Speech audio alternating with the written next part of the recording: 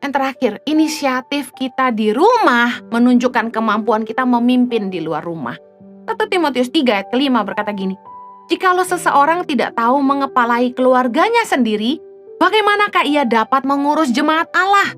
Ayo yang pelayanan, ayo kita tuh harus bisa jadi teladan. Kalau kita gak bisa jadi teladan di rumah, bagaimana kita mau jadi teladan di luar rumah? Kalau kita gak bisa ngurus keluarga sendiri, gimana kita mau ngurus jemaat Allah? Setia dulu dalam perkara kecil, yaitu 2-3 orang di rumah yang kita pimpin. Mari belajar kasihi keluargamu sendiri dulu. Urus keluargamu. Suami tuh dilayani, disiapin makan. Jangan pelayanan di gereja rajin, ikut doa, ikut persekutuan. Tapi suami sendiri gak diurus, anak-anak gak diurus, rumah tangga gak diurus. Ayo punya inisiatif untuk bangun lebih pagi, inisiatif untuk nyiapin sarapan buat keluarga, inisiatif untuk bikin quality time bersama keluarga. Ketika kita semua sibuk bekerja, anak-anak sekolah, keluarga tuh harus punya inisiatif untuk paling tidak 1 hari sekali makan bersama. 1 hari seminggu mesti keluar makan bersama gitu. Kalau bisa.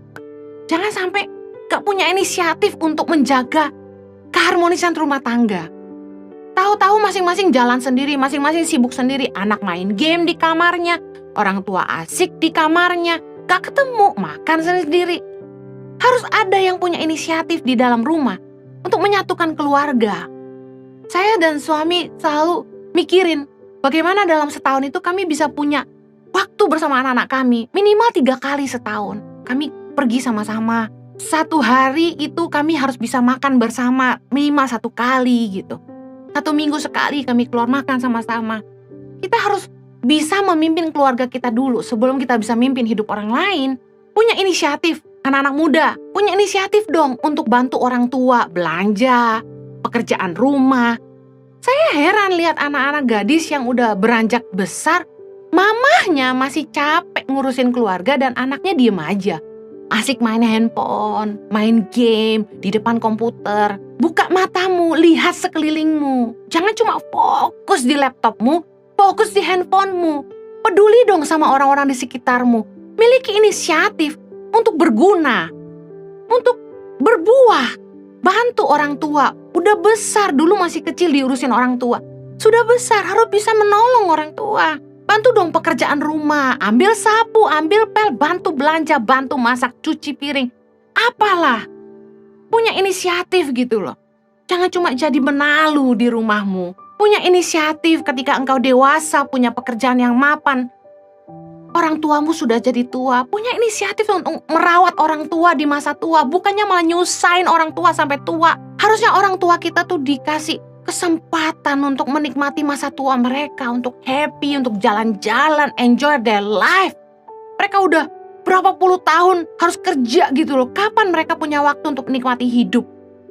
Saya kasihan lihat-lihat orang-orang tua yang udah sampai tua masih dititipin cucu, masih masak gitu sampai kakinya sakit gitu.